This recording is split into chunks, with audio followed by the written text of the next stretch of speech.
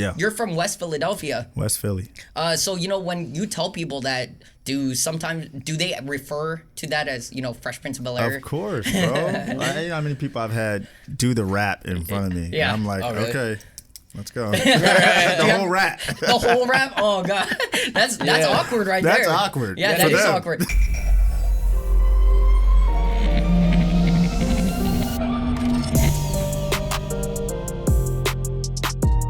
What is good, guys? It's your boy Corey. It's your boy John. And welcome back to the Artistry Drop, where we feature stories from today's rising artists. Guys, if you know, we've been talking about it for a minute, but, you know, we finally renovated the spot. I know. It's fire. What'd you guys think? Yeah, you know, beautiful. We hope everybody that, you know, that watches this loves it, because we definitely put a lot more work into this. Right. I think this really encapsulates like our vibe and what we're really about. Facts. You know, when we first started, it was after the pandemic, and we really just had a budget set up. We had a dope idea, but we didn't have the money to do it all the way, so we just went with what we could at the time. And this is like it almost at its final form. The final form, I feel like, is gonna be fire. Fire. Yes, when we actually have our own studio, you know, shit like Yes. that, it's gonna be fire. And guys, we definitely invested a little bit more into this. You know, we got sure. the fish tank right here. Yes, We're gonna sir. we got the fish coming very soon. But yeah, you know, like the whole vibes and setup, you know, we definitely wanted to, you know, make this a lot more aesthetically pleasing for, you know, some of those people that thought our last setup was a little bit boring. Guys, now this shit is popping. Yes, sir. Yeah, I'm excited. It's popping, for sure. All right, let's get into today's guest, guys. Our guest today is an artist, producer, singer, songwriter hailing from Philadelphia, but has spent time in Atlanta, but currently residing in LA. He cracked American Idol's top 10 in 2018, and now created a new wave of music and art by mixing all of his sounds and influences into one.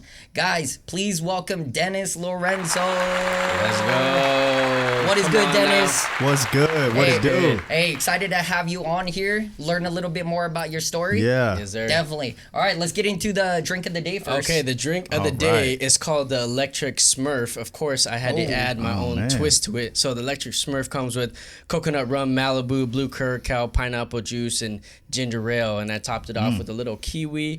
I got the palm tree umbrellas for the vibes for the new podcast. Nice. And I put a little cherry on I feel like top. I'm on vacation. So, yeah. It's the vibe, Yeah. too. I just noticed that there were no fish in there. So you guys got me. They're coming. They're coming. Coming soon to theaters. But yeah, let's go ahead and take a cheers. Yeah. Let's try this out. All right. To a good podcast. Good podcast. Yes, sir. Oh, there's no straws today, I see. No straws. Okay. Thugging it out. Oh, I want you to have the authentic feel. yeah, that's not bad. Yeah. Definitely Blue Hawaiian is, you know, the That's move. your favorite. That's my favorite, Yeah. but I mean, that'll That's do great. for now. Refreshing. Yeah. Refreshing, right? Right. No, I think the most refreshing one that you had was the one, what was it, the watermelon one? Oh, yeah, the watermelon? Yeah. Yep. Yeah, that shit was good too. So was. definitely, I think, you know, when summertime comes, we're gonna need more shit Right. like that. Wait until you see the next podcast. Oh, shit. The next drink. All right, It's well, like we're gonna see that. top 10. We're gonna see that. Damn. Top 3. We're I gonna would see. say. I I'm might have saying- to be in the audience for that. Yeah, you might have to come Just back. to get one. Bro, we're gonna bring you back and you're gonna try it. So, all right. So I want to get into it. You know, Yeah. You're from West Philadelphia. West Philly. So you know, when you tell people that, do they refer to that as, you know, Fresh Prince of Bel-Air? Of course, bro. You know how many people I've had do the rap in front of me? Yeah. And I'm like, Oh, really? okay, let's go. The whole rap. The whole rap? Oh god, that's awkward right there. That's awkward. Yeah, For that is them. awkward. Do you ever join them? No, I've never You're like, joined that. He's like, I heard it so many times. It's not even worth no, joining no. anymore. Is that a constant thing that tends to happen to you? Yeah. Okay. Like Okay. literally, yeah. Damn, that's Yeah, crazy. yeah, yeah. I mean, But, we you didn't know, do it's that all today, good. but you know, Yeah, we bro. know. We're talking about those who did. It's all good. Okay, yeah, Right. facts. That is facts. So, All good. you know, we did mention, you know, you spent some time in Atlanta. Yeah. Did you stay there specifically for music, or were you just trying to get away from Philly? Yes and yes. No, Oh, really? I mean, Atlanta was, man, I learned so much in Atlanta. I had a lot of fun, but it was a lot of hard work because that's where I really learned to produce. Yeah. Okay. Music. Yeah, I started like making beats out there. Like my homie, I never forget when I was in Philly, I met my boy Will and my boy Aaron. I was working at Apple. And yeah, I met them out there and I was making beats and stuff and I would send them shit and they would be like, oh, okay. We see you. That shit was whack, though, right? But then I moved to Atlanta. I really started producing. So I started producing for a lot of artists out there. Started working with Tomcat, with MMG, who's down with Ross and them. And you know, Jody Breeze, a lot of trap stuff, a lot of hood stuff. So I really got like that trap element. Yeah. And like it was a pivotal part of my career. That's dope. Yeah, that is dope. Yeah. So like how long did you stay in Atlanta, and how old were you at the time? Yeah, 2 years. Okay. And I was 22, I want to say. 22, 23. Yeah. Before you moved to LA? Before I moved to LA, yeah. Okay. I heard when you like moved to LA, you had a like really tough life actually. Oh, man. Yeah, you know, I heard going a little deep into the conversation, but like I heard like you didn't have a father figure and you were homeless for a little bit. Like how did you push through that like mentally? Man, it was my friends, man. Yeah. Like I didn't tell anybody. Like my mom and like, you know, my family, nobody knew. You know what I mean? Right. Because it was just something that we had to do. Like going off of the Atlanta thing, living out there producing trap music was cool, and I was having a lot of fun, bro. I was like going crazy, but it wasn't me. Like I played guitar and I sing, you know. Right. So I moved out here because this is the place that you can do that. Like it was all trap out there. So when we moved here, we had nowhere to go. So you know, my mom put me in camp when I was younger, and I just remembered how to pitch a tent. So we put a tent in the Target parking lot at first, and then that didn't work out. So then we moved it to a park in North Hollywood. And then we had to move it from there because the sprinklers was coming on, and we kept getting sick and shit. So then we moved it next to this place called Andy's. That was this Mexican restaurant, R.I.P. Andy's, because they are now closed down as of like 3 weeks ago. They used to take EBT, bro. We had food stamps from Atlanta that carried over here. Like we were just blessed the whole way through, bro. Yeah. And then somebody stole the tent eventually. Damn. Yeah. And then so we moved into the storage unit from there. Yeah. And then we slept in the homie's car, and then, you know, things just... So how long were you homeless? It sounds like you were been homeless for a minute. And that was like, it wasn't too long. It was like 3 months, something like that. Oh, really? But all that happened. All that happened, 3 months. Yeah. Wow. It wasn't that long, you know. It wasn't like years, like, you know. But it was. You asked me what got me through it. It was my homies and laughter, man. Like I love to laugh. Anybody that knows me, I'm always like just cracking jokes about shit. So, you know. No, that's good. And then the dream. Yeah, of course. You know, the dream, like that's what's gonna make you work even harder.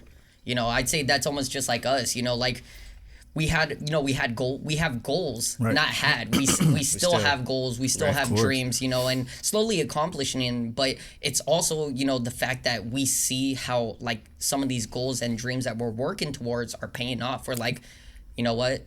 We got to keep going hard with this shit, you know, like especially when it comes to the podcast, you know, aside from like filmmaking, shooting music videos and stuff like that. I'd say, you know, the fact that, you know, people are loving what we're doing with this podcast, it's pushing us even harder to, you know, want to be successful with this.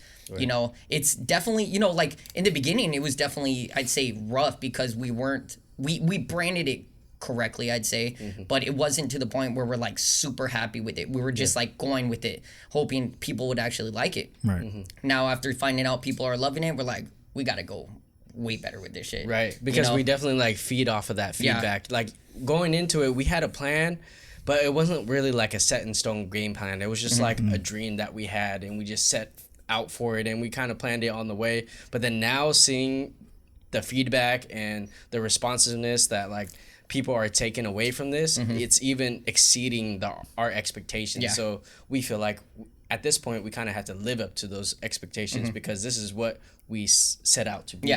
So and you know, it's not just about us. Like we put together this whole podcast is, you know, we put it together for other people too, because you know, the whole concept of this is to be inspirational to the next artist, you know, out there, and you know, like bringing you or other guests on the show like helps, you know, these next generation of people, you know. So that was the biggest reason why we wanted to put this show together, was just to be inspirational. You know, I've always believed in being inspirational to, you know, other people, trying to help other people achieve their videos. You know, you know, I did a lot of YouTube tutorials, helping people with filmmaking, photography tips, and all this kind of stuff. So I guess it's in me. Like, I just love helping people. So that's why I'm here. Yeah, you know, exactly. So, you know, like I said, you know, this is this is just another platform that we're utilizing Right. that, you know, we can help the next person. So, Yes, you know, sir. everybody listening, you know, appreciate you loving the podcast, and, you know, we're going to go harder this year. So Yes, sir. stay tuned. You know, we live in LA, and it's literally, you know, the biggest place where most people want to come to pursue their dreams and goals, and, you know, especially, you know, creativity and all that.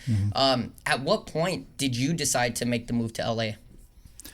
How did this happen? So a while back when I was in Atlanta, well, actually, I'll start from Philly. Okay. I hadn't had any plans to move to LA when I was in Philly, but you know, my team kept telling me, yo, man, like, you would thrive in Hollywood and in Los Angeles. And I'm like, okay, cool. Like, to me, out in Philly, it was like another country. So I don't know when I'm going to get there or how. You know, but when we were in Atlanta, I was in H&M one day, and I bought this Venice hat. I just saw it, and I was like, I'm just going to buy this. And I bought it, and I think 2 or 3 weeks later, we ended up moving to LA. It was just some random, like, you know, sequence of events that just happened, and we ended up there. It's like a bunch of random shit that happened, and you know, we kind of had no choice, but not like we were on the run. But, of course. No, it was just like, it was like a calling almost. You know, it was like, it was supposed to happen, and like I said, I was producing out there, and it was cool. I was doing trap beats. Like, you know, I was doing my shit, but like in my heart, I was like, yo, I need to be in LA. And so backtracking a little bit, there. like I wanted to know, like, what made you move from Philly to Atlanta? So honestly, I wasn't going to leave Philly. Really? Okay. Yeah, I wasn't gonna leave. You liked it there? I mean, that's where you were born and raised. You know what? Like, as humans, like, sometimes, like, we fear change. Right. You know what I mean? For sure. And so I that was just me fearing change. You know, I was trying to put it on everybody else, like, nah, they don't want me to leave, because I have a daughter in Philly, and oh, they don't want me to leave, and I got to do this, I got to take care of this. But, you know, a lot of it was me, like, not being sure of what would happen. You know what I mean? And like, is this really gonna work?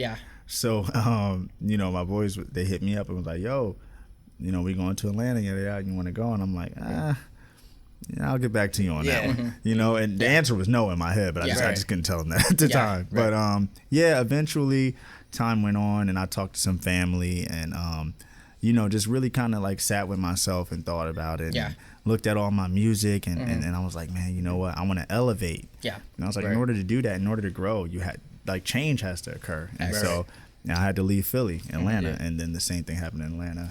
To LA. Yeah, I definitely feel you, because that's exactly his story. That's like, exactly what I would. Exactly. Obviously, we're from Seattle, and we've known each other for years, and we've done a lot of photo shoots, music videos together back at home. But it didn't. I mean, of course, his dream was always to move to LA. It wasn't my dream. But he proposed the question to me, hey, you know, why don't we move down together? Like, we could really pop off. And to me, I was like, I kind of had to sit and think about it, because I've moved a lot, like, growing up. So Seattle was the first place that I've actually stayed at the longest. Went to the same high school, because in elementary and middle school, I moved literally every year. Every year I went to a different school. So being in Seattle and being there for all 4 years was, like, comfortable. It was good. I was like, I liked not having that change. So, and at the time, I felt like, am I living my own dream, or am I living his dream? So, but, you know, as I was getting more into the arts, more into, you know, I've always been a dancer, but I got more serious about photography and film and stuff like that. I really had to think about if I really wanted to make that leap. And I had to ask my family, I had to ask my friends, you know, just to reassure myself. And it took me probably like a good 3 years to finally, like, pull the trigger of, like, shit, let's do this. You know, because I had to really think about where I wanted to move forward, because I've always been working in the medical field as well. So it was that change of, like, okay, I could go this way, I could go this way. That's a major shift. It's two different things. So for me, like, I had to really think about it. But of course, if I thought about how I could have, or what I would have became if I stuck with dancing. So I looked at being a photographer and filmmaker being the same way. Is like I kind of brushed being a dancer like on the side because I was too focused on being in the medical field. Then now I look at photography and film almost like a second chance to fulfill of something that I'm really am passionate about. Right. So when I reflected on myself about that, I knew it was time to move. And I knew in order to get one step closer, I needed to be here. So I took that leap, and look where we are now. Yeah. I mean, you know, like, it was like, it got to the point, because, you know, when, you know, we had so many conversations about it. I was like, bro, like, let's fucking move to LA. You know, I promise you, we're going to do well, you know, and stuff like that, trying to assure him. And I didn't get, like, offended. Well, maybe I did, because he, you know, at first, because, you know, he told me, he was like, yeah, I talked to so many other people, and, you know, they're saying the same thing that you said. I was like, bro, why are you asking other people when I already literally told you we're going to be fine, you know? Right. So now that I think back at it, I'm like, you know, it definitely is good. I guess I was just offended at that point, you know, but I do understand, you know, like, change, because I was already ready for that change, you know, like, I had been ready for that change since, like, 2015, you know, kind of like what I mentioned. I went to film school, and, you know, I was already going to film school since 2013, and then, you know, once I found out about the LA film school here in 2015, I was like, I was good to go already. Like, I was ready to get out of Seattle. Yeah. So I guess for me, you know, thinking back at, you know, why I got offended, it was just one of those things, you know, like, it was an instant thing where I was like, bro, like, I told you we're going to be fine. But now that I think about it and we're here, I'm like, no, it was definitely good to, you know, ask and get support from other people than just listening to one person. But yeah, I mean, now we're doing good down here. Yeah. You know, and we're thriving. So exactly. And there's even more to come. Yeah, way more to come. So much more, man. Going back to your story, like, you know, going from Philly to Atlanta, you know, and then moving from Atlanta to here, like, how was that transition of moving from all those places to LA? Did, you know, obviously people talk a lot of hype about LA. Did it live up to the hype in your eyes and your experience? When I first got here, man, it was not what I expected at all. You know, really? No, like, I ended up, I was like more north of like North Hollywood. So I was up nearby like that Target, like Vineland Avenue, and it kind of looked like Philly. Oh, really? Oh, shit. I was like, what the hell? Like when we got off the fucking plane, like, this dude was like, hey, I can take you guys where you need to go. You don't need to take the bus. And he drove us, and we were like, yeah, we want to go to North Hollywood. We was like, we heard that's kind of popping out there, you know, a lot of studios. And he dropped us off at Target. We were like, what the hell is this? Damn. It was like, it was like trash, homeless people outside. Like, what the hell is this? Yeah. And so we were going to sleep outside.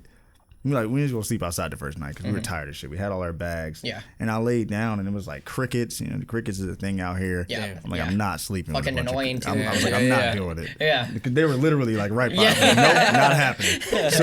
So we went to that Target and bought a tent. Damn. And then put it up in the parking lot. But the transition, I mean, it was rough, don't get me wrong, because I mean, I guess technically I was a homeless person, but like I had like a home. Like I didn't have a house, but I had a home. Like it was the tent. You know?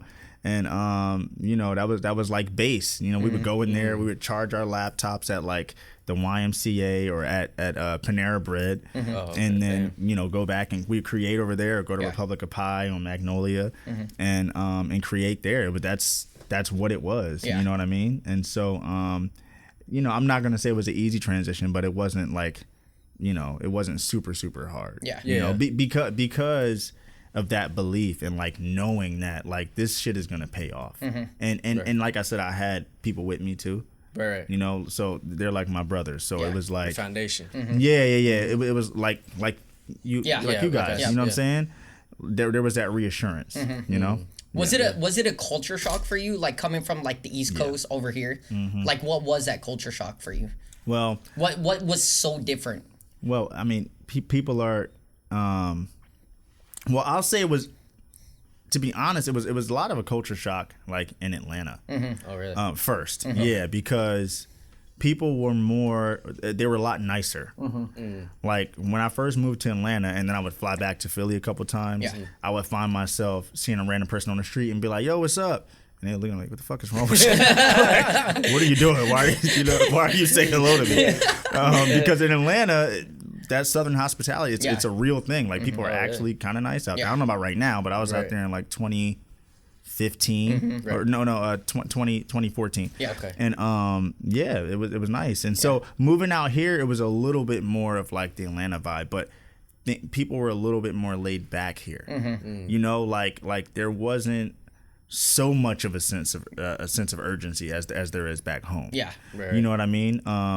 And sometimes that can be a good thing. Sometimes it can be a bad thing. Yeah. You know, but I think the biggest thing was the weather. Yeah. Because like when I first got here, man, my voice, I could not sing for 2 months. Really? Yeah, man. I was like, is it the moisture or I something don't in the know air? what it was, man, but I could not sing one note. I could talk just like I'm talking to you right now, but my voice just, I couldn't sing anything the moment I would try to get a note out. And I was like, God, is it over? Like, I heard my homies talking like, man, is it done? Is it over? Just right when LA ruined it for you.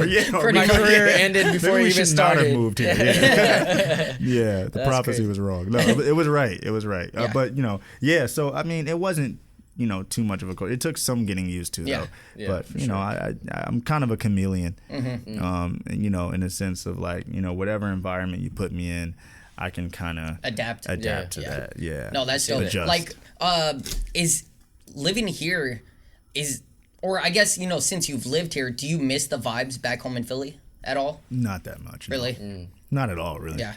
Damn, that's crazy. Not really. Yeah. I mean, miss family, Yeah, of course. Family is always going to be number one. I mean, that's also for me. I definitely miss the family back home. I miss my dog. My dog lives with my parents, and but definitely like living here, it was a culture shock for both of us because Seattle is like super clean, except for our homeless population has gone up. But aside from that, like it's just a super clean city. Wow. The air is so fresh and so Really? clean. Yeah, super fresh and clean.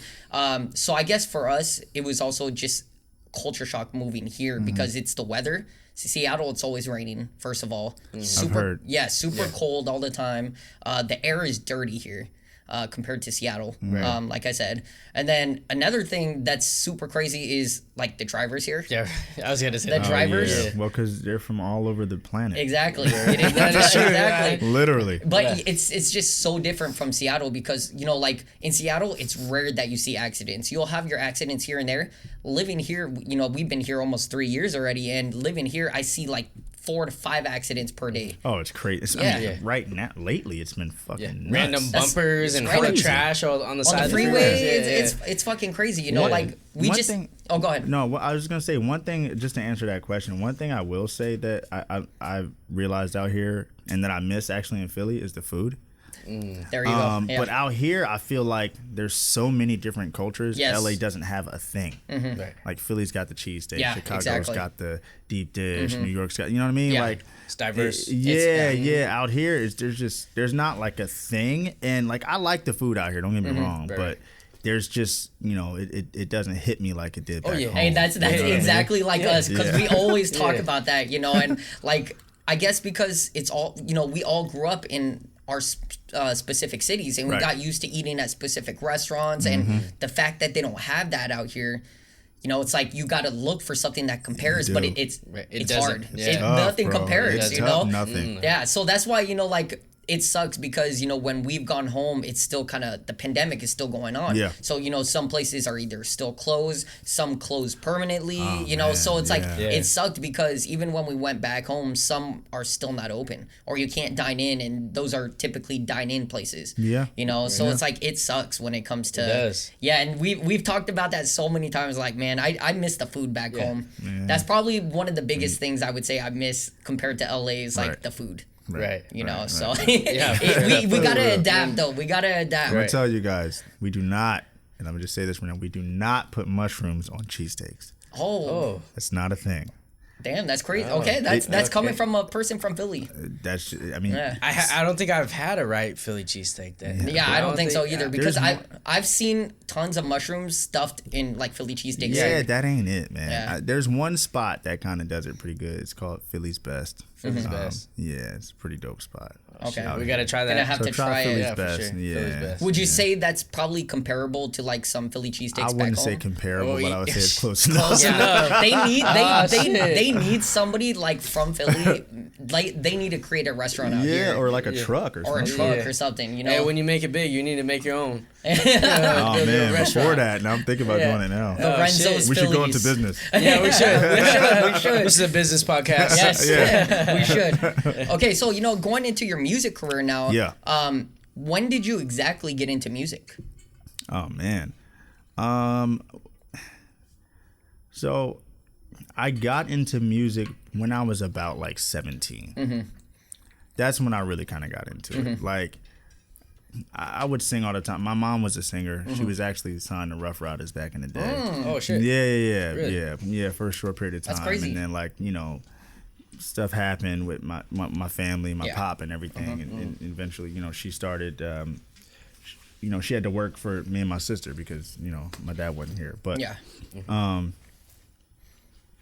would sing around the house and stuff because she would all the time. And like, eventually, when I was like 10 or 11, she heard me singing this song in the back seat and was like, I know you can sing. But I didn't want to do it, though. Yeah. I was like, nah, I want to be a wrestler. Oh really? Yeah. Wrestler. Oh, yeah. Like, Yeah. I wanted to be. We all have our dreams. You Yeah, know? we all had. That It's a was whole different path. That is Yeah, a dream. yeah. Like, I'm gonna dream that tonight. Yeah, and so when I was like 16 or so, I was looking at this book, and my grandma was like, saw me looking at this guitar, and I was like, yo, I want this, and then it was an electric guitar. I was like, Jimi Hendrix or like Prince or some shit. You know what I mean? Okay. And so I really wanted it, and when they got it, my grandma and grandpa bought it for me, but they bought it and it was an acoustic guitar, and I was just like, this is not what I wanted. But like, I can't. How are you gonna tell your sweet grandma and grandpa that like they got you the wrong shit? So I was like, Gifted thank you. you. Like, yeah, you know what I mean. So Yeah. like, it's a gift, and so I kind of sat it to the side for some time, and then eventually, I played it, and I was around 17, and that's when I taught myself how to play, and it was just all on from there. Damn, that's crazy. Yeah. I found a clip of you. You kind of did bring up your mom. I found the clip of you and your mom singing "Endless Love" by Diana Ross and Lionel Richie. Honestly, that clip right there, that video, like gave me some goosebumps because it's you guys killed it. Powerful, So pretty much what you did were saying is your mom was like one of your biggest inspirations for course. getting into singing. Of course, man. Like she would literally perform in front of me and my sister when we were younger. Yeah, like she would but do the whole shit. Like, Yeah. you know what I mean? Like literally in your living room. yeah, staging and all Oh, that. Like damn. move shit out the way Yeah. and perform. And like I didn't realize that I was actually like looking at this and taking this in. Right. But again, for a long time, I just knew that if I want to do anything, it ain't this. Like I just didn't want to do that. Yeah. And eventually, it came around and it came around in a big way. And here I am. Yeah. So No, that's dope. Yeah. Yeah, guys, That's go crazy. listen to that clip because they're Yeah. amazing. Like that that was a duet. great clip. Yeah, that duet is amazing. And Yeah. I even showed my girlfriend. I was like, you gotta listen to this. This shit give me chills, you know? we got to record it, man. We're gonna record it. Yeah. Me and my mom are actually working like a little project. Oh really? Yeah. Oh Yeah, your That's mom's gonna be voice is crazy. amazing. Oh, she's fucking nuts. Yeah. So I would love to see what kind of project you guys going Oh, on. man. Definitely when you have that Dude, single, I'm send, like- send it over to us, For okay? real. Yeah, bro. For No, sure. that's dope. So, of course, you mentioned you play guitar. Yeah. And, well, you kind of already mentioned it. Like, you picked it up when you were about 17. Yeah. Picked it up when I was 17. I taught myself. I just kind of just started strumming it. And honestly, like one of the reasons why like I finally like picked it up is because, I was going through my little teenage angst shit. I was getting kicked out of schools and stuff. Yeah. And, I moved from Philly to this area outside of Philly. And I thought I was going to the big high school, and they were like, "No, you're going to the alternative school." And I'm like, "What?" Like, wait a minute. I saw the kids walking like, "Yo, I'm about to have fun," and they're like, "No, you're going down there." Yeah, I was like, "Oh, come on, bro." And so I was going through my little shit, and I just started like strumming. I just looked at it, and I was like, "I'm gonna pick this thing up," and I started playing it, and then I just never looked back, man. I just playing it, and I just it was one of the few things that I really worked hard at. Oh, really? You know, that I really like took my time and sat down and developed my own way to do it. Like I never had a teacher. Yeah. Okay. I tuned it my own way. Like I tuned it in like open G or some shit like that, and just started strumming and. So at the time there was like no YouTube, like you didn't look at nothing, YouTube. bro. I didn't look at any of that at all, bro. Damn, that's crazy. I didn't learn chords until like 4 years after I was playing. Damn. 3 or 4 years. Yeah, bro. That's crazy. Yeah, like I didn't learn chords at all. I was just like it was all by ear. So everything it was just self-taught for you. All of it, yeah. That's dope, bro. That is crazy. Yeah, I applaud you for that. Like honestly, like we gotta give you the hand claps for that because self-teaching is not easy. Like for me, especially when it comes to like filmmaking or photography, I always go to YouTube, of course. Tutorials. There are some times where it's like I'll try to figure it out myself, go through the software or whatever. But I mean, music and self-teaching is for that it's a different thing, and so I applaud you for that. Yeah, that's crazy. Yeah. When it comes to music and being an artist, like who has been some of your biggest inspirations?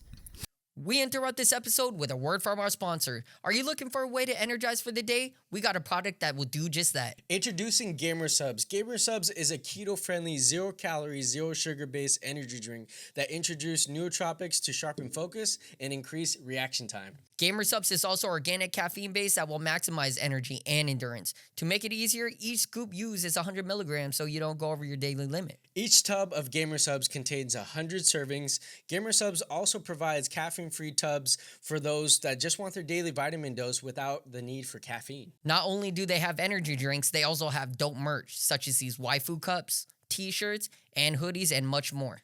Are you ready to energize with Gamer Subs? Use our code Artistry Drop on their website and receive a 10% off discount. Hey, now back to the show. Well, we talked a little bit about this. I guess this is the time. Michael Jackson, of course. Of course. Let's go. Yes, that's, of course. Yes. King of Pop. Yes. Yeah, the King of Pop.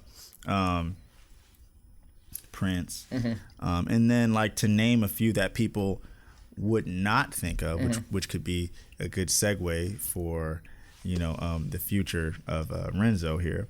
Like My Chemical Romance, The Used, all the way to Nirvana, Soundgarden, Alice in Chains, like that music, man. Wide. Oh genre. man, yeah, bro. Like Donny Hathaway, there's such a wide variety of music that I listened to growing up. And again, man, like we gotta give it up to Mom, man, because she knew what she was doing, man. She would play some stuff for me, and she knew that I was like I would copy things so well. Like even to this day, I'm a really good I listen to things and I can kind of download it and then just recreate it. And she knew that, and she would play these certain artists for me, like Stevie Wonder or Donny Hathaway or Boyz II Men, and I would copy their voices. And I'm bringing that to this day. But the rock music, man, a lot of that stuff is huge inspiration to me, man. Definitely going to talk about that a little bit more. Kind of staying on the topic of MJ being inspiration to me, inspiration to you. Back to MJ. Back to MJ. No, his favorite topic of every Anyway, podcast. Literally, I hear all that. Back to MJ. I talk about MJ on the podcast almost every single episode. Facts. Like no joke. Like MJ. I have no problem with that. I He watches MJ music YouTube videos all the time. All the time. He probably night. hears it because I'm watching the music videos and he's singing them in the shower, in his room. Yeah. I mean that's what happens. I grew up with MJ since I was a kid, and I really appreciate my parents for doing that, because if they didn't raise me on MJ, I would never know who it was. Right. Of course I'm gonna hear some songs and be like, who the hell is this? Who's that? But I'm so glad that they raised me on such a great artist and somebody I can look up to, and stuff like that. But you know what? The fact that you are also a huge fan of the King of Pop. We had Andrea Hurd on the podcast a few weeks ago, which he actually produced for MJ.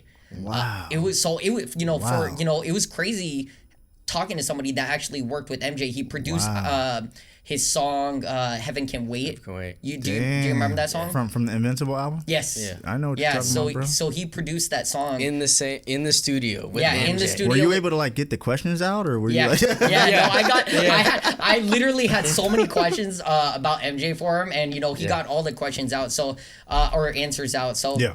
Definitely, like, you should check out that I'm episode, definitely gonna check it out, for sure. But yeah, he's worked with so many legends, Biggie, Aaliyah. Oh man. So it was Beyonce, crazy. Beyonce. So it was really crazy having him on the show. But now he's also converting to an artist himself, and he's kind of converting to what you were speaking on. We're gonna talk about that a little bit later. it. So Yeah. because that might be somebody we might have to connect you with. Let's talk Facts. about it, man. Yeah, we might have to talk, get you connected with him. sir. Yeah. But kind of talking about a producer, like you are a producer as well yourself. Like, at what point did you start producing? Yeah, so I technically started producing when I was in Philly. Mm-hmm. So really? Okay. yeah, Logic Pro 9. Mm-hmm. Well, no. Did you start with FL? No, I didn't start with FL. Oh, No. I started with an iPod. Oh, fuck, yeah. that's crazy. Oh, shit. Okay, Yeah, okay. so I started with an iPod about the size of a phone, and it obviously was smaller. Yeah. Right. I started with that, man, and I downloaded GarageBand, and I would play the drums on the touchscreen. Yeah. I would play the keys on the touchscreen. I would play the guitar, and then I would record my voice with my headphones, plugging in. And dude, I did a whole mixtape called "The Outlines of Grace" Damn. Oh shit. on an iPod. It Damn, was like, that's fucking crazy. Yeah. bro, That it is was like crazy. it was like 9 songs. And I'm assuming it was self-taught too. Oh Yeah. yeah, for sure, bro. Yeah. I all of it, man. I taught myself how. I mean, I was a shitty mixer at the time, but Right. I taught myself how to do it, and yeah, man. It's probably. I think it's still floating around online somewhere. I might have to do deeper research. Hey, the Outlines of Grace. That thing was kind of crazy, man. Damn. And in a weird way, I'm kind of like looping back. Oh really? Yeah. So Yeah, you man. started off with pretty much an iPod.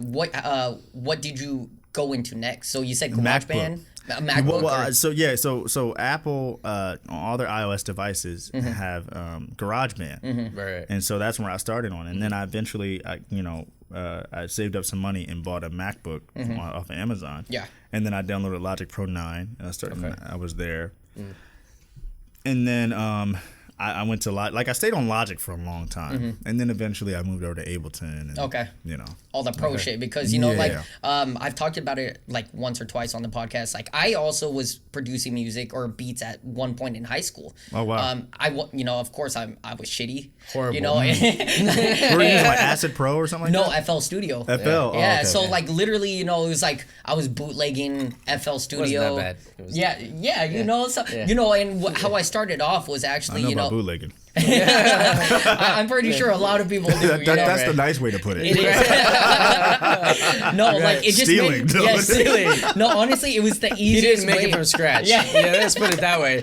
He wasn't no self-taught. No.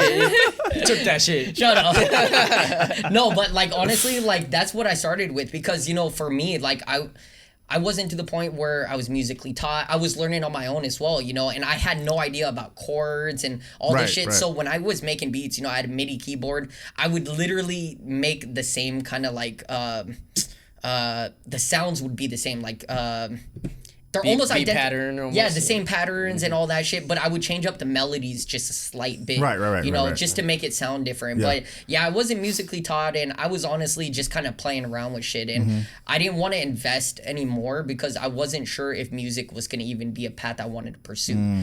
Because I was also at a point where I'm like, is music going to be a thing for me where I can actually make this a career and make money off of it, or should I just give this shit up? Yeah. Because I had already spent, a few hundred, on buying like my own mic, for bringing, artists over to rap on some of my beats, bought studio monitors, Oh, man. all the shit that you would typically have, and hella synth packs and, all that kind of shit. And it just got to the point where I was like, this shit isn't for me. Yeah. I picked up a camera. and game over. Like now this is what I'm doing as my career, and Yeah. I love it now. So I mean, honestly, it's crazy because I would have thought most people would start off with like FL Studio because it's so basic, so easy. But like, when it comes to GarageBand or Ableton and all that, you're pretty much like playing all the keys on the keyboard and just like editing it, right? Yeah, I jumped right into it. Yeah. I mean, when I was like, I'm like discovering a lot of things about myself as time goes on. But like my granddad used to have this organ, like this little mini organ, and I used to play that when I was younger. So I feel like a lot of this stuff was really familiar to me. Like my mom bought me a drums. Drums was my first instrument. I love drums. I played drums as well. Yeah. So that was my first instrument. My mom bought me a drum set when I was younger, and then I had like this organ, and so a lot of it was kind of familiar to me. So it wasn't so foreign, which is why I was like, oh, what's this? And just kind of like and then it was a touch screen. Yeah. It was just a really good time to like start making music. Like imagine like you have this iPod, not even an iPhone. Yeah. iPod Touch, 4th generation. Yeah, that's and you're crazy. creating music. That's with it, fucking which is crazy. fun. Yeah. You know what I mean? Like I would come home from school and just be like, yo, let me just make some weird ass shit. Yeah. That's dope. Yeah, so it was cool. That's fucking crazy. I definitely want to hear what you actually created with that. So we might have to do our research. I have to find because you said it might be floating around somewhere online, right? It probably is. One of my friends has it. His name is CJ. He has it. I have to figure out how to get it.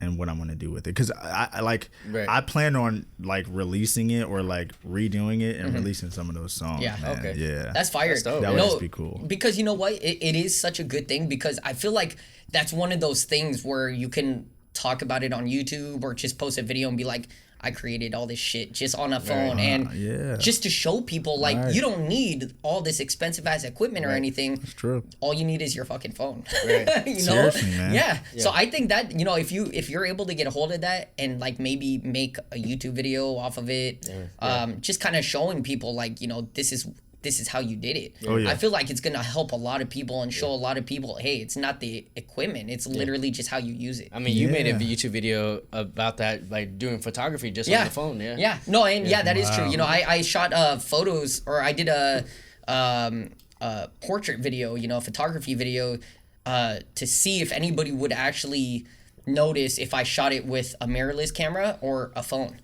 So I was it was one of those challenges, and I put it out, and I would post a photo and be like, what do you think this was shot with? And I also did a poll on Instagram to see if I would fool anybody. And the people that chose the mirrorless camera, it was actually taken on a phone. So it literally it's how you edit, it's how you use the camera, it's how you play with the settings. So that's just another way to show you, like, it's not the equipment. No, it's your creativity, man. Exactly. Like, right, for sure. Yeah, it's how you exactly. It's all the creativity that you put into just using something so basic and cheap and coming out with something so fire. Right.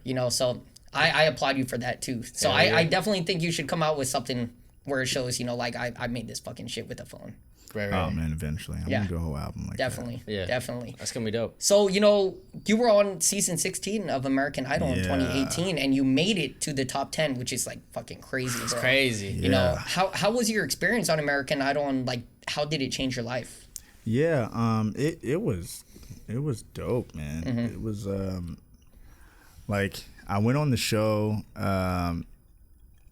So the way it happened, I was in the studio when I got the call. Somebody reached out to me and was like, "Hey,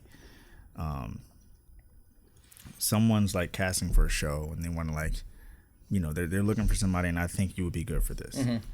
And I said, "Okay, cool. You have a video to send them." So I sent them this video that I had, and she was like, "Perfect," and then sent it to the MD at the time, the music director of the show, and then she was like, "I'm not sure if it's going to happen right away, but just be on standby." He literally called me like 5 minutes after I sent her the video. Oh, really? Yeah, and then was like, "Can you come down?" Like, what was it, like? I think it was like 3 days later or something. It all happened so fast. Damn, that's fucking crazy. Yeah, and then I went down there and I auditioned for the executives, and then they were like, "Okay, great.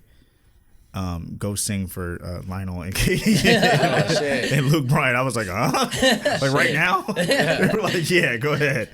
That's fucking crazy. That is crazy. It was nuts. 0 to 100 real quick. Real quick, bro. Yeah. And so I did that and got my little golden ticket. And man, just reliving it right now, it was such an exhilarating ride, man. Like, and honestly, I'm glad to be sharing this, like, this positive review on it with you guys at this moment. Because, you know, all of it wasn't like, oh man, this is so fun and this, you know, I'm super happy about this. You know what I mean? Not all of it, but like, you know, at this stage in my life, I'm able to look back at it and go, damn, man, I really did that. That's like, I used to watch the show with my family when I was younger. Again, never had a thought of being on it. But like, you know, I used to watch that show and my grandma like saw me on that show, you know what I mean? And she would call me like, you know, I'm watching you on the show, and I'm like, damn, like that's success for me. You know what I mean? Like, even though I'm not exactly, you know, where my end goal is, I don't know if we have end goals anymore. We just want to keep going and going, right? But like her seeing me on that, man, it just pushes me, you know what I mean, constantly. So the experience was incredible. I met a lot of people, some you know, some legends, some new people, and man, it was dope. It was a really great experience, man. That's dope. Like dope. How would you say it like changed your life? Like significantly or just a little bit? So if I can get real a little bit here, man, like get real with us. After American Idol, I went through like a crazy depression. Oh, really? Yeah, man, because I mean, imagine like you're like every video you post, it's like, you know, 60,000 views. Then 50, then 30, then 10, then 5. You know what I mean? And it just keeps going down and down. And like I was never really that person that really cared about that stuff too much, but I got caught up in it because I was in it. You know what I mean? So because I was in it, I was here, and then I was like, I feel like it kind of got to my head a little bit. I was like, oh, I got some time to like chill. So I'm at the beach and shit, just, you know, doing random ass videos, but not really being on my shit the way that I should be. And like, you know, eventually there was nothing. There was no noise. Like there was like, who? Dennis, who's that? You know, and I went through this crazy like stage of like depression of like, fuck, man, like, am I not gonna be able to do this? Like, I didn't want to get a job. You know, like, because I'm like, I was from fucking American Idol. Like, why would I? This is not what I want to do. You know, but I have a family, right? So like I got to take care of my people. So I'm like, you know, but at the same time, like, who wants to go stand in the EBT line after being on a show that millions of people are watching you, all your friends and family are counting on you. You know what I mean? And I just went through this crazy stage of depression, man, and I found,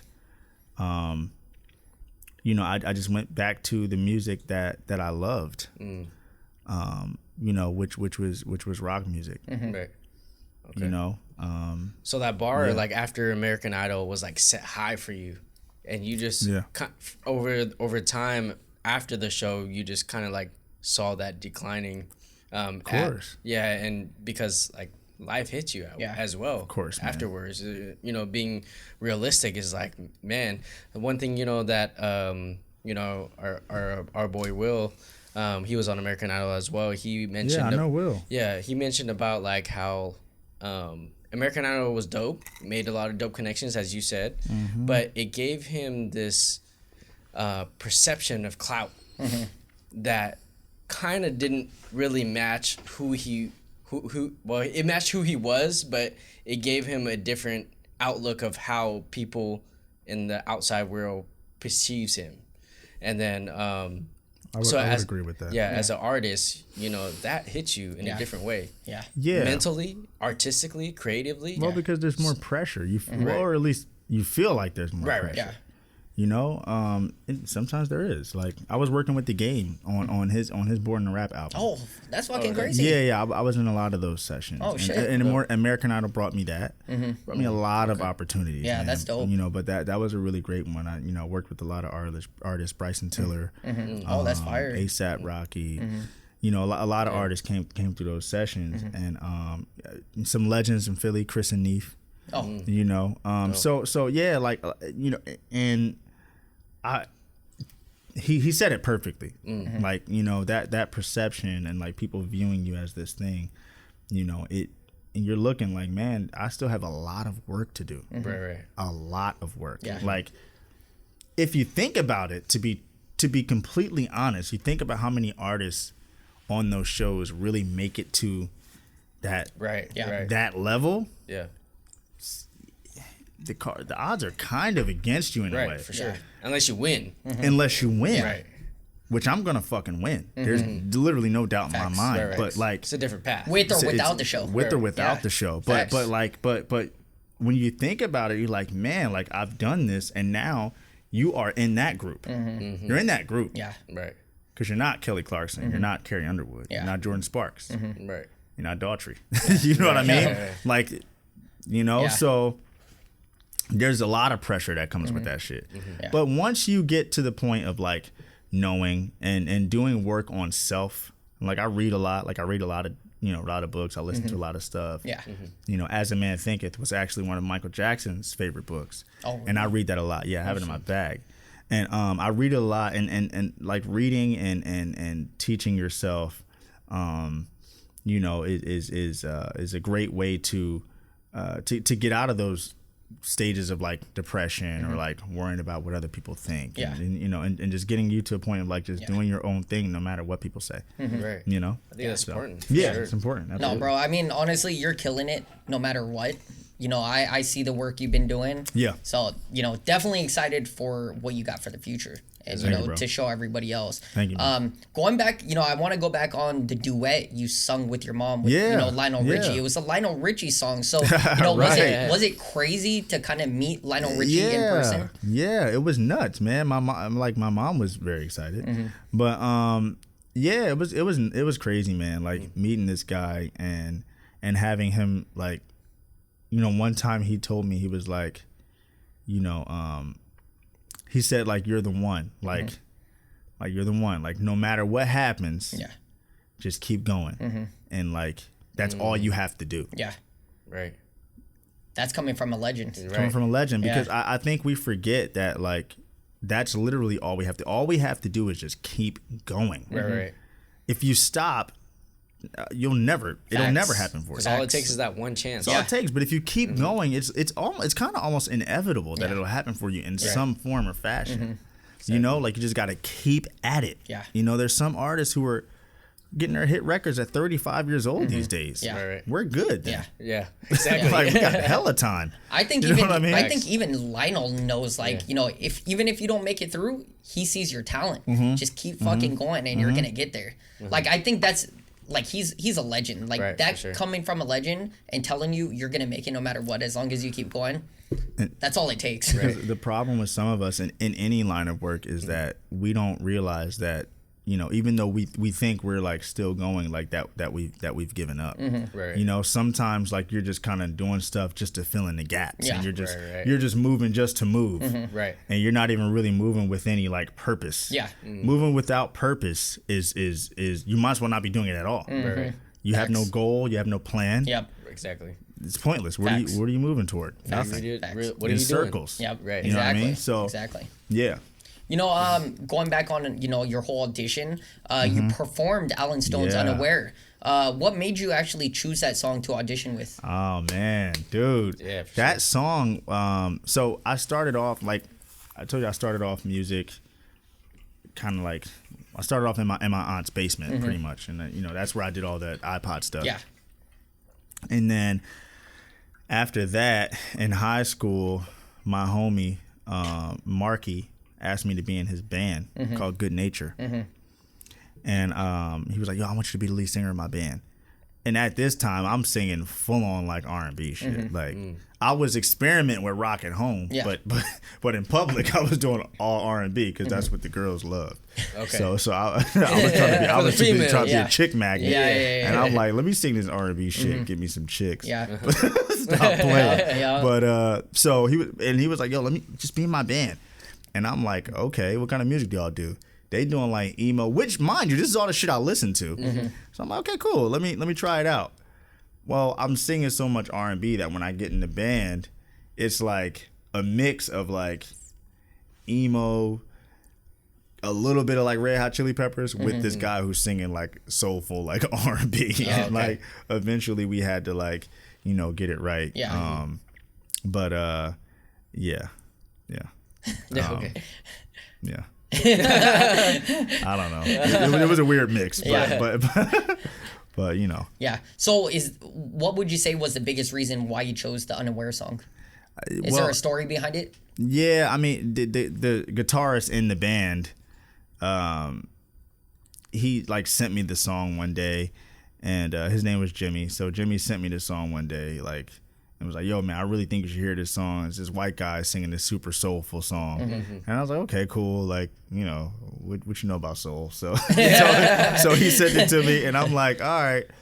So I'm listening to it. I'm like, "Oh shit, this is crazy." Yeah. So immediately I picked up my guitar, started playing it by ear, started singing it. Yeah. And this was like years before American Idol. Yeah. So I took that song with me from like singing it in school to singing it in Atlanta to singing it in LA when I was homeless to singing it on American Idol. And I was like, this is the one. And I would sing it, bro. I would sing this at coffee houses. I would sing this with friends and family. I would sing it on the street to random people. Okay. And I was like, somehow that was the song that like got me on in a sense. So you know? you knew it was special. Yeah. I knew it was special, and people thought it was like my song. You know. Okay. Yeah. So I mean, actually, I sang the song with Alan Stone. Yeah, I was gonna actually mention that. You know, like how was the experience of you actually singing the song with the writer, with the dude that wrote it? That wrote it. It was crazy, man, and just getting his approval. Yeah. When he was like, you know, man, like, I don't think I can ever sing that song alone again. Yeah, like I saw that. I saw that. I was like, wow, bro, like hearing this dude say that, like I said, I'm really good at like studying things and like, you know, recreating them. And so I had learned his way. Yeah. And then I ended up flipping it my way. Yeah. You know, and so when Lionel and them stood up and they were like, "Man, you sang that with a pro," and I couldn't tell the difference. I was like, "Oh man, it's on!" Like you know, like let's go. You know, so it was a really incredible thing singing it with him. I was super grateful. Like we had rehearsed for like an hour or two before the performance. That's all we had. Was that the clip that they filmed for American Idol that we saw you guys like rehearsing and stuff? Well, so that was the stage version. Yeah. Oh, okay. There was a little version that we had before that, and then they had us do that. Okay. We kind of just for the show. Yeah, just for show. You know, they was like, you know, but we had a little stage version before that, and a little more intimate setting, and it was just surreal, man. Just meeting this dude, like singing this song, like my homie sent me this shit, and then I'm up here singing the song with Alan Stone. It was like, yo. That's and I'm on crazy. stage in front of millions of people, including my grandma. Right. Like it was just magical, man. It was magical, bro. That's so dope, bro. You know, one thing, I feel like your guitar became like really famous because of the hole in the guitar. Holy. Yeah. So, Holy. So how did that actually happen? Yeah, so my girl had this 96 red 96 Honda. And I used to it's funny because before I started working with the game, I was already working at his studio. But I used to drive to his studio from the crib, you know, and then go play guitar for people and stuff and chop it up and then come back home. Until I really got in the mix. And one day, and this was actually before American Idol, I didn't used to put it in a case. So I put the guitar on top of the fucking on the hood of the car. Oh, okay. And I forgot it. Oh shit. Oh god. Yeah, so I open the door, I get in the car and I'm like, yeah, let's go. Like, I Flies off. I hear a boom. I'm like, damn. what the and I'm like, oh shit. Damn. I get out and there Holy is on the fucking floor. Is that what you call him? Yeah. Holy? That's what I call my guitar. oh, Holy. that's crazy. Yeah, Hey, yeah. Did it actually like change the sound as well? Absolutely. Okay. I bet. Yeah. It did. Okay. Yeah. I didn't. Yeah. I wasn't aware if it changed the sound or not because you know on the clip with Lionel saying you know equipment doesn't matter, you killed that shit no matter what. Yeah, you know, yeah. I wasn't even sure if it does change the sound. I was morely thinking it's because you know I'm not like a guitar connoisseur or anything. So it's like You're not? No. Thought you were. Yeah. So you know I'm morely just thinking about the strings. You know, Right. it's more I refer to the strings, and if the strings are good, then Yeah. people kind of think it's all in one anyways. Yeah. I mean, don't get me wrong. It's still like this. You know, it still sounded good. Right. You know, but like it just added its own flair. Yeah. Right. You know, Yeah. and there was just something special about it, and I think, you know, I believe things happen for a reason. Yeah. You know, Yeah, and that's dope. and it just happened, and like if that hadn't happened, I wouldn't have had this hole in my guitar that they could talk about. Yeah. You know what I mean? And so, yeah, it was cool. And Facts. maybe that little bit like made you sound different, set you Right, apart. right, as right. well. So Exactly. That's right. I think all the stars like aligned, and you made it, and you Absolutely. blazed. For sure. Yeah. For Speaking sure. about American Idol, Yeah. I saw in one of the episodes you actually went against your roommate, who also had a tough past. You know, also raising a newborn child at the time. Like, how was that experience? We interrupt this episode with a word from our sponsor. Are you a gamer and looking to amp up your gaming setup? Then we've got an amazing gaming brand for you. Tilted Nation strives to get their customers involved with their development process of new products in order to establish a personal connection and not to mention truly optimized products for the gaming community. They want to go beyond developing amazing products and to lead the gaming community into a united community that works together. A community that pushes gaming essentials to unimaginable heights. They've hooked us up with amazing gear such as this gaming headset stand, mouse pads, and this awesome laptop RGB stand right below my laptop. And now they're hooking you guys up. Use the discount code Artistry Drop on their website, link below, and receive a 15% discount. Now back to the show. Yeah, so it was I kind of figured that they would end up letting both of us through. Really? But I mean, I wasn't like certain, but I kept telling him, I'm like, bro, we're gonna be good. Like, you know, I didn't really know that. Until I kept telling him, but I had something in the back of my mind. And then once we got in that room, I wasn't so sure. You know, because they had us go at the end too, right? Oh, like that's what you're talking about. Like when they had us go at the end, and it's like, oh, it's gonna be one of them. And it sucked because, you know, he was the homie. He had a kid, he had a baby, I had the baby. Right. You know what I mean? And I'm like, he's worked really hard for this. I know how hard I work for this.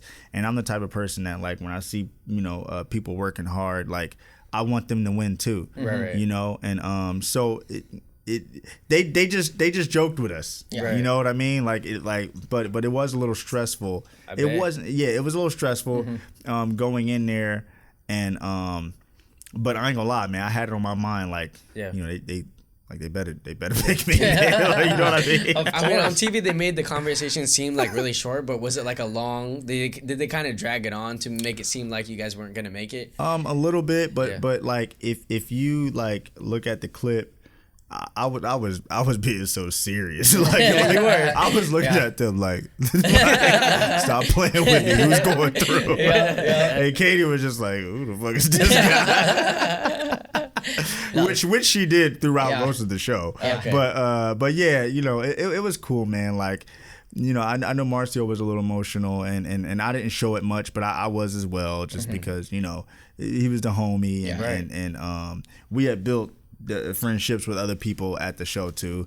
So but you know, it was a lot of relief once they were like, you're both going through. Yeah. Like, Right. okay, cool. It's fire. So it was good. It was cool. That's dope. So, you know, a bit after American Idol and, you know, you being eliminated, you know, I seen a clip of you, like TMZ uploaded a clip of you, you know, talking about, like, you know, you had mentioned, you know, American Idol, you know, putting you last, and you kind of blamed them. Like, up to this point, do you still believe in that? So here's the thing.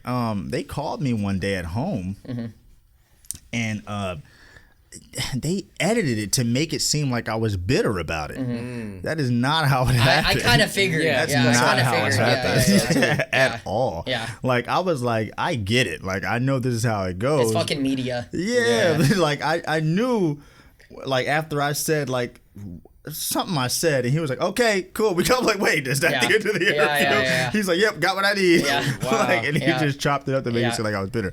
I wasn't bitter about that shit. Like, I get it. Like, I wasn't. Like, my homies, a lot of people were hitting me up. Yo, I couldn't vote for you. What happened? Yeah. Online, 20,000 people, like, you know, like a blog or whatever. Like, yo, Dennis Lorenzo, like, we couldn't vote for him. Like, and they put him last. Like, what happened? Like, but I wasn't tripping so much because I know it's TV and I get it.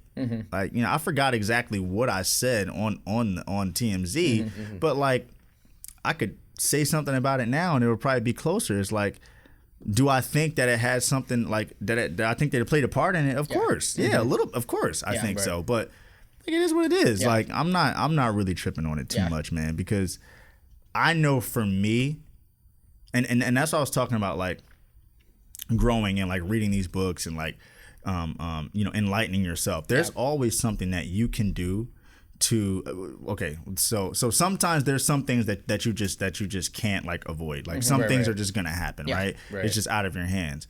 But like for me, like I look back, I'm like, okay, what could I have done different to make it undeniable that these people would that whoever voted for whoever had a chance, you know, and they got through. Or I was like, you know what, man, I probably shouldn't have fucking sang Rude. Like that was my worst fucking performance. Like I was so annoyed that I did that. But the way that I did, even though producers told me not to do it, I was stubborn. I was stubborn at the wrong time, and I sang it without a guitar, and I was like, oh, that shit sucked. But you know, I feel like if I hadn't done that, maybe my chances would have been a little better, or maybe not. Who cares? Like, you know, it's what it is. Yeah, but I was not like bitter and sulking about that. You know what I mean? If anything, I was pissed that they didn't fucking put me on a tour. Yeah. Because it was supposed to be top 10. Yeah. And then they were like, oh, sorry, it's top 7 this year. That's fucked up. So I was like, you know, but you know what? Honestly, like, you should, you know, you're blessed to even make it in the top 10. Of course, like, bro. you know, it's... Dude, not a lot of people make it in top 10. Yeah, come that's on, fucking crazy. So, you know, like, you making it, bro, you're, like, blessed. Yeah, of course, man. I know that for sure. Blessed and also talented. Very talented, bro. Sure. Very talented. Thank you. Yeah, going a little bit back on TMZ, like, how did you actually land the interview? You said that you just got a call. Was it just a random phone call? And then well, I don't know if it was a call. I think I got the call, but like after like an email chain. Oh, okay. You know what I mean? Like I didn't have a manager or at the time, so I didn't have anybody to kind of advise me. Yeah. And my boy had told, I don't know if it was before or after, but 2 or 3 people had told me that TMZ had reached out to them, and they had also done interviews. Oh, really? Yeah, it wasn't about the same thing for sure, but you know, they were just talking about how like they had heard about this and they were really interested in it. And so they just kind of flipped it and made it seem like I was the one. Exactly. That, you know what I mean? Like and how long was that interview? You said they stopped you right when they got what they needed. But dude, like it went for a while. Like that shit, at least 30 minutes. Oh, God damn. So they turned that into like a 1-minute clip. Yeah, bro. Damn. Yeah, that's media for you. We talked for a while. I went right on my balcony with the palm tree in the back. And I was like, okay, let's go. This is going to be a dope interview. Right. Not realizing that was my first media mistake. And I was like, oh, I see. Damn. Okay, you got to be strategic. When you guys are different. Right. You know? Yeah, that's fucking media. That's unless you guys like edit this to make it seem like I was stealing software or something. Hey, we don't edit. We don't edit in here. We don't edit on the Artistry Drop. Everything we talk about is on here. So they're gonna know the truth, even with me jacking FL Studio and shit. So bootlegging that shit. Yeah. So of course, you know, we did kind of talk about it before the podcast, but you were on the same season as our boy Will. Yeah. Will Casanova. Yeah. Will Casanova. Yeah. So give it up for Will, man. Let's give it up for Will. You know, like Will's a good dude. You know, we've been working with him quite a bit. Casanova effect. Yeah. Casanova effect. Yeah. Yes, like how did you guys connect on the season? So because there's so many people there, right? I know, it was so funny. Will was very aggressive. Yeah, he is. He was very you know aggressive. He's there. Yes. When he walks in. And I'm not that guy. Yeah. You know, for the most part. And he heard me sing.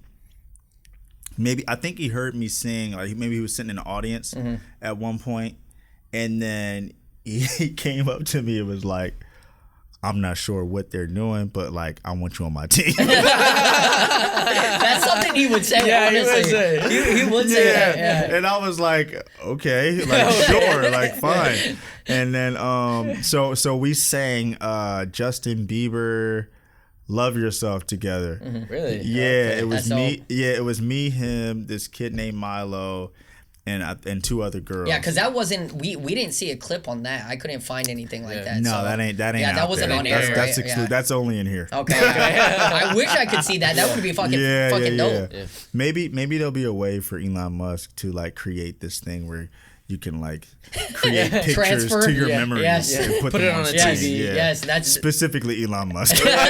Only. He's the Hey. only one. facts. Yeah. Yeah. No, that is dope. That definitely sounds like him. Will, Yeah, something he would do. That was some Will shit for Yeah, sure. yeah, no, that is. yeah. Like, have you guys connected like since then? at all? Yeah. Well, a couple. I want to say maybe a couple. Well, not since the pandemic, but prior to that, Yeah. we had actually did a show together. So Full of Noise. Did he talk about that at all? No, he never talked about Okay, that. so we did that like a while back. But I think that was like the only thing. We're still all love, respect. of course. With the homie and support. He hit me up once to do some guitar for some stuff, but I think I had some things going on, and but we're definitely gonna connect again. Yeah, I mean, definitely. we're so close to each other, so Yeah, we like- definitely need to make it happen. Yeah, Yeah. I think it would be so fire to see you guys doing like a collab on a track. Yeah, that'd be I think crazy. that'd be great. Yeah, Yeah. for sure. We got to see it. We got to see it. The Casanova effect with the Casanova Lorenzo effect. effect. That's right what we there. call man. it. Yeah, that's what we've been calling it. Like Casanova The effect. Casanova yeah, effect. Casanova Yeah. effect. Yeah. Because it leaves that trademark, Yeah. with Right, you, right, right? for sure. And you know he's there when, Yeah. when he walks into the room. So that's Yeah. Yes. that's the You Casanova know it. effect. It is. For sure. You know? It is. For sure. Yeah, but going back into like American Idol, so obviously we live in a world of social media Yeah. where like how people perceive you is super key when it comes to marketing purposes. Did you ever feel like American Idol gave you that exposure you needed as an artist, or was that like more of a resume filler for you? Because I know we talked a little bit beforehand about like how you went into depression afterwards, and and that it gave you that outside perception of how people view you. But looking back at it now, did that really push you as an artist, or was that just something to put on the books for like future projects? I mean, for me, that's a great question, by the way. For me, Thank you. American Idol is always going to be a stepping stone for an artist. Yep. Unless you go straight from the show and they take you and they just, Throw you out there. or put you in contact with somebody Yeah. and like, yo, take this person there. Which has happened too. Yeah. Oh, okay. And is happening with some artists who were on my season. Yeah. But like, I think for me, the show kind of like, how can I put it? Like,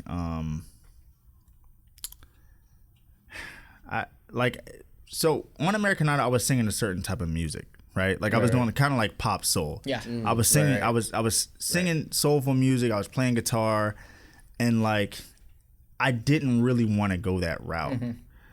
The other part of that is, a lot of people think like these shows have so much say over like who you are when you're on the show. Yeah. Right. But truthfully, if you want, you can like create who you want to be.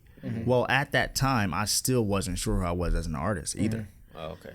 So I was just kind of doing what was easy, playing the guitar, singing these pop songs, singing some soulful stuff just to get myself to top 10. In a way, I ain't gonna lie. Yeah. Like Right. I was using my talent to get me there. I mean, you're being strategic too. Right. Dude. And it was at a different time frame of your life. You were still coming out of being homeless and stuff like that. Yeah, man. So it was a lot, but like you said, being strategic too. Yeah. Like when Luke said, "Yo, man, you've sang every style of music," like that ain't easy. When people do that shit on the show, they get kicked off. Literally. Yeah. Oh, really? They get kicked off because I can see that. they get kicked off. Yeah. Because Yeah. they want you to have like your style or do your thing, but like, dude, I sang every style of music. Yep.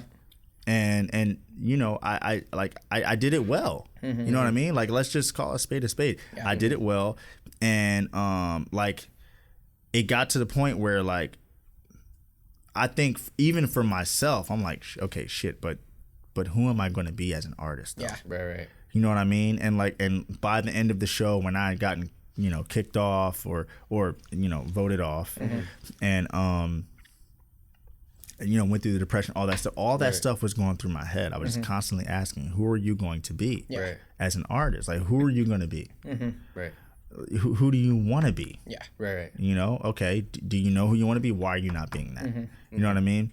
And like, so there was just all these things that were just, you know, going through my head, and it eventually, you know, led me to where I am now. Yeah. Okay. No, but you know, it's so understandable, the fact that when you do experiment with different genres of music, you utilizing your vocals, it gives the judges and just the world, you know, it shows what your vocals can actually do with different kinds of music, other than just sticking with pop or R&B or whatever. And that's what the people want to see. It's like, wow, your voice sounds amazing with R&B. Your voice sounds amazing with pop. It sounds amazing with rock. Like that's how you don't get kicked off. Right. You know, kind of like what you mentioned. Right. So I definitely agree with that. Yeah. Yeah, and going back, you know, we talked about some things that you experienced off camera. I kind of wanted to like get in a little deeper and ask about, like, you know, what you experienced off camera. You talked about being with Will, you know, doing these singing with him as well. That's something that we didn't see.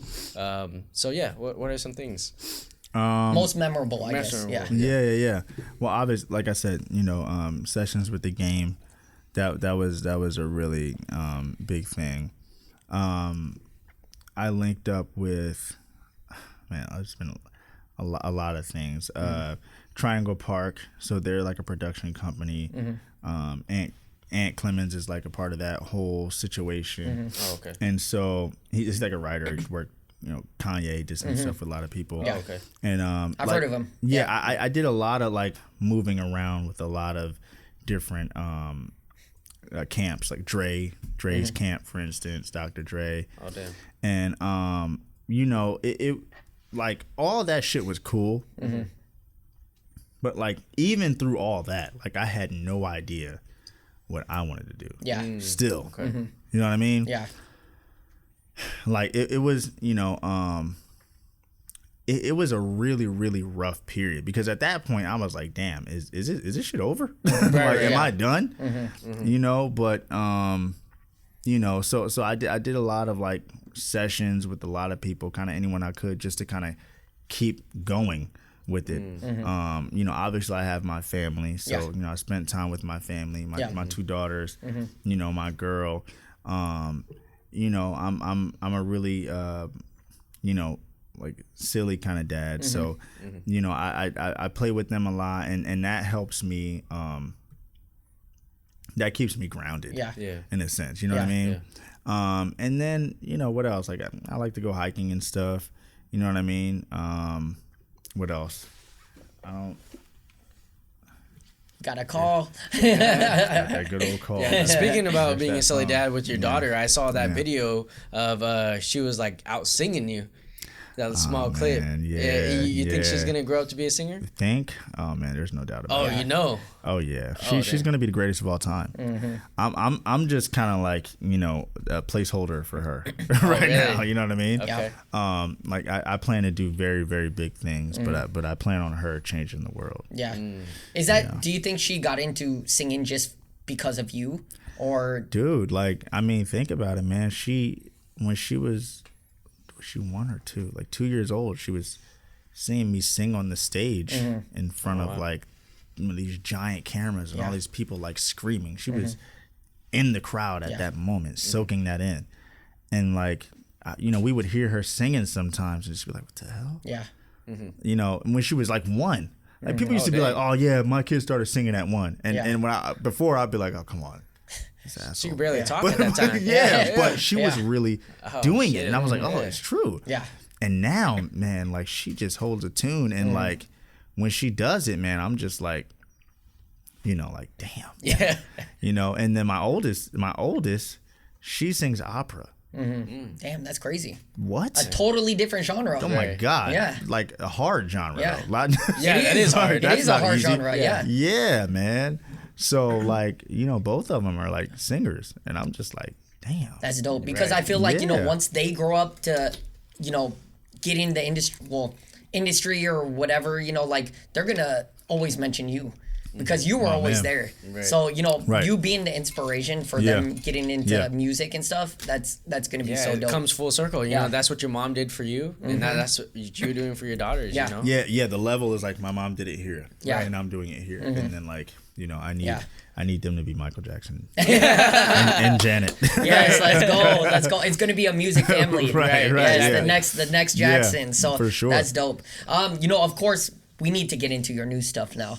Right. So going into your music career today, like after American Idol, you now go by the name Renzo. And it looks like you're rebuilding your social media account. Like, are you about to release some new music this year, or even an EP?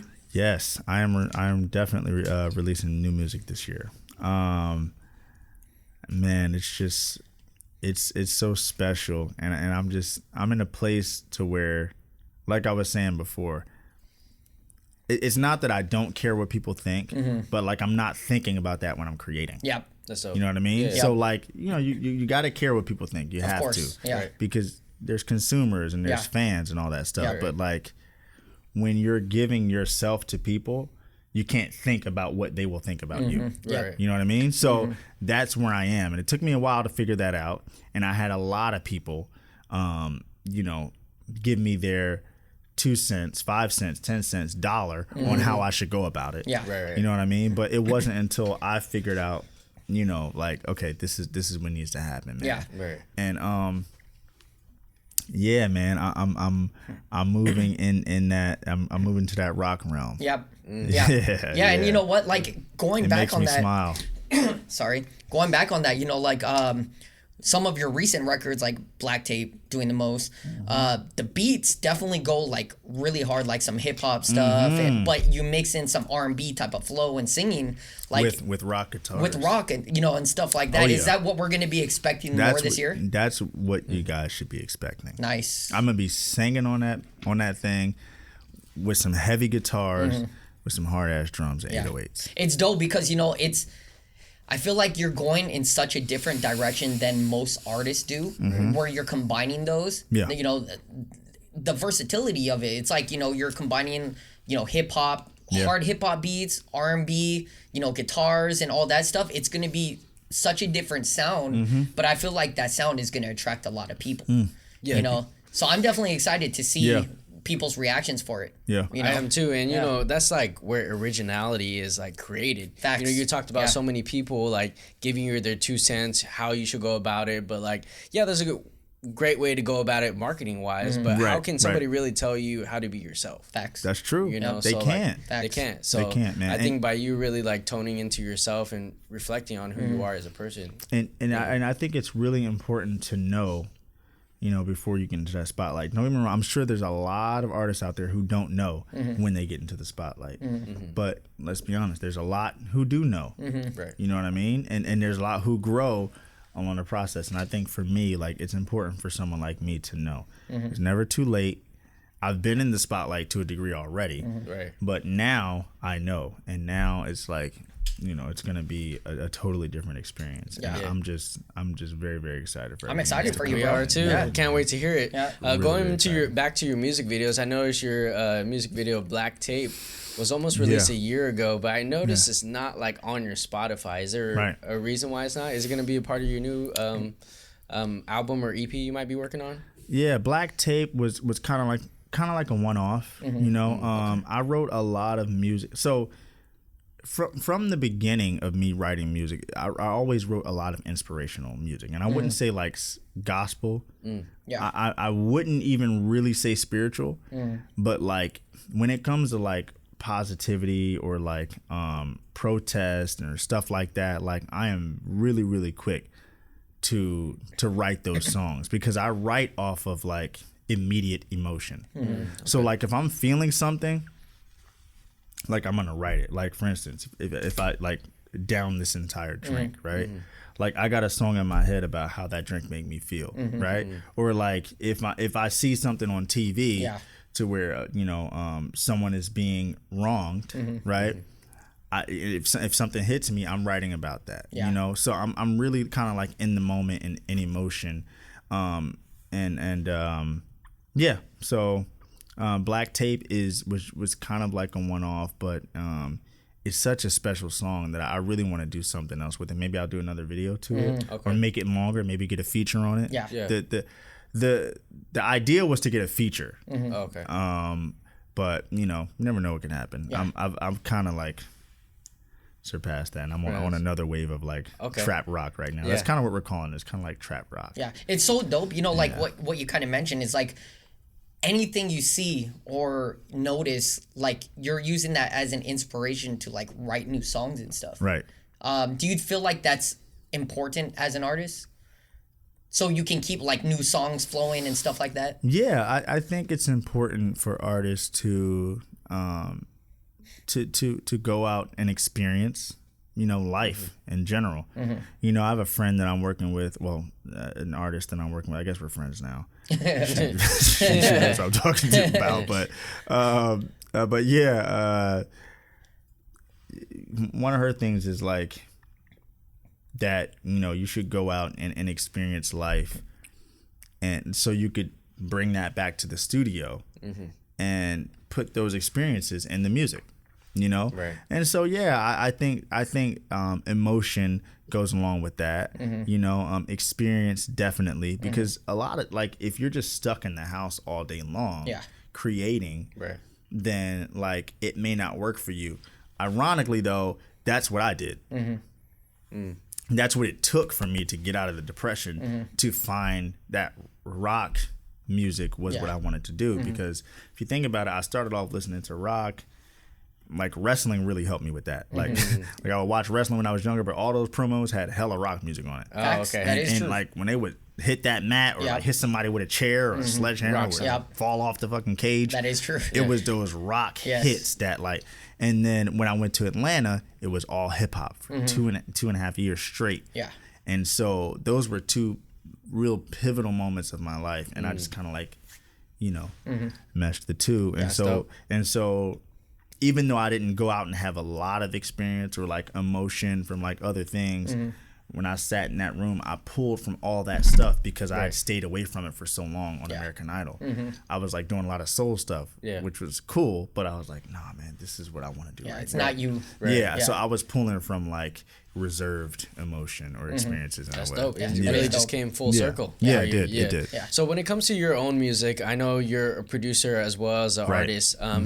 When it comes to making your own songs, do you produce your own beats or do you outsource it? Oh, you do? I do. I produce pretty much everything. Nice. I'm very like, you know, I'm very like particular when it comes, like even if it's like a really dope producer, sometimes I'm like, nah, that ain't it. Like I'm not the guy that's like, oh, just because you have a name, I think it's fire, because it's not about that. Yeah, exactly. You know, I think I've learned how to produce well enough to where I can make it sound the way that I want it to sound, and like I don't have such a huge ego that like I'm opposed to someone coming in and saying, oh, maybe you should do this. But what I think some artists and even other producers or just artists in general, where even if it's not in music, where we get it messed up is like you have people come in who are more established than you are, and then you just take their word for it because they're more established than you. Exactly. And that's the wrong fucking way to go. Like in any field, that's the wrong way to go, man. Like I encourage, I'm not saying don't take people's advice, you know, who are further along than you, but I'm just saying, you know, trust yourself a little more, man. Because like when you play that stuff, like my homie Tomcat used to say, don't go platinum in the studio. You know, and going platinum in the studio is creating a lot of music and never letting people hear it. You know, because you're going platinum in the studio, you just playing it here and everybody like, yo, this is fire, but you got to get out and let people like hear that stuff. Because that's a little bit of fear, you not letting them hear it, right? Exactly. Once you let them hear it, you don't know who's gonna like love this, and then once they love it, then the next person's gonna love it. That's how it is, man. Exactly. Everything ain't hot as soon as it come out. People latch onto it because you liked it or because you liked it, and then I like it, and then that's when it takes off. You know. So do you think you're gonna get to a point where, you know, you'd love to work with like other producers like such as Timbaland, Scott Storch? Absolutely. Like actually, are those goal producers, you would say? Yeah, actually recently Timbaland just reposted a beat that I did recently. What the fuck? Yeah. He That's did, crazy. Me and my boy Jack K worked on some stuff. I did some guitar and some vocal chops on it and stuff. And him him and a homie did some beats on it, and Timbaland was on his Twitch and reposted it recently, and asked for a whole pack from us. So damn, that's fucking crazy. Yeah, You know, so I can honestly cool. see you working with both of them because, you know, Scott Storch is just Scott fucking, Storch is he's crazy with the melodies. Oh man, you know, insane. I would say his drums are okay, legendary. His drums are okay, but Timbaland has those drums. Timbaland got the drums. You know, Scott so Storch it's like got the melodies all day. exactly. You know, so I think, you know, if you ever had the chance to work with both of them, and especially with the new route style you're going with music, Scott Storch got you for sure. Timbaland got you. Like it'd be fucking in a way, crazy. I've kind of already worked with Timbaland in a way. Really? Yeah, I mean technically. With what just recently happened. Yeah, okay. but like. You know, but oh man, Scott Storch is such a legend. I love Scott Storch. There's so many people that I would like be. You know, don't get me wrong. I'm willing to work with like whoever. You know, because I believe everyone has something to add. But like when it's like an idea that's coming out of your mind and you know what it's supposed, you know what you want it to sound like. Yeah. I feel like sometimes you got to get it there first, and then you can always subtract later. Facts. You know, you can always things can always be changed. Yeah. But you know, damn, it'd be fucking crazy to see you work with those legends. Oh, like man, I could see it though. Sure. I could see it though. It's gonna happen, bro. It's gonna happen. For you know, sure. I would love to see it. So you know, on the doing the most music videos, or music video. One thing I noticed in the beginning, you added like the little audio snippets from American Idol. Yeah. Like, was that to show how you've progressed from American Idol and how you're going in a different route now? Yeah, so if I could talk about doing the most for a minute. Yeah, of course. Doing the most was just like the whole video, like after the American Idol stuff, it's a dream. You know, it's just a dream sequence. It's just a random dream. Yeah. That's all it is. Okay. But if you really listen to the lyrics of what I'm saying, then I think people will understand it more, because I even talk about the depression. You know, it's really interesting. Like anybody who's watching this interview, like, you know, go to YouTube and put the video on and close your eyes and listen to the lyrics, the verses, or just go on Spotify or whatever. One or the other. Whatever it is, and listen to the lyrics, because even though it's kind of like a turn up song, I'm just talking about some real shit. Like, you know how, like, I was down bad, now I'm back afloat. I'm the captain of my yacht, God said he'll drive the boat. I'm gonna give it all I got, it's gonna kill me if I don't. Like that. It's just like it's like a placeholder song. It was just a fun video to do. I made the beat one day at home, and it was just a fun beat. And I put like this, you know, inspirational like lyrics behind this fun beat, and then did this video that was just really fun to do. You know, it was kind of like random, but it was just fun as hell. I'm like, I'm walking around with fire, and there's chicks in the video with smoke. You know what I mean? So it was like a dream sequence. Like, you know, after American Idol, I'm like in the bed, and I'm just like, you know, going crazy. So it was cool, man. No, it's a dope song. You know, you killed it on the beat, definitely. Thank you. But you know, like I said, like that's where I noticed there was some kind of transition happening, because just knowing that's like what I was mentioning earlier. You know, like knowing you from American Idol, singing more like the R&B pop type of stuff, and that then, you know, is not American Idol. It's definitely not there. And I was like, okay, he's definitely like either changing up his style, or, you know, changing up a whole bunch of stuff this year. You know, so it's still dope seeing that, because I think a lot of artists need to do that, because they get too comfortable with one genre, and that's all they're focused on. So the fact that you're actually kind of moving on to a whole new genre, that's dope. And I think that's going to make you stand out a lot. Yeah, and I'm excited to hear what you have next, because going from Black Tape to doing it the most is like two different sounds, it's two different videos as well. It's you know, and I think we're in the age to where we can kind of get away with experimenting in public. And I say that and like I say that to say, like, a lot of times, like, you know, we experiment behind closed doors, and we work on stuff, and like, this ain't it. This ain't it. That ain't it. But again, it's that same kind of concept of like going platinum in the studio. Just put it out, man. Like these days, Tory Lanez put out an entire 80s album. And he's doing like some hard ass music, like trap. Then he's doing like R&B, right.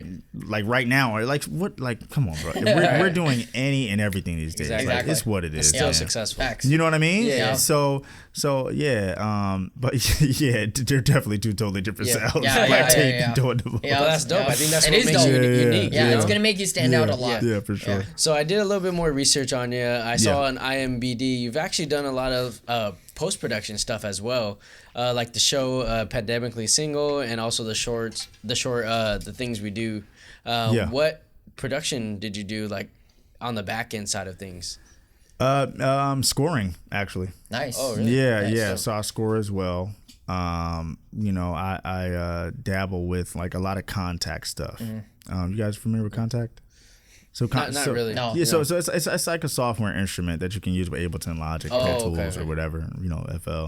Yeah. So I score with that, you know, strings and stuff like that, and yeah, that's pretty much it to that. I would love to eventually kind of like write my own film and then score it and stuff like that. But for now, I'm just starting with other people. How did you connect with those types of things? Are you like part of an agency or like?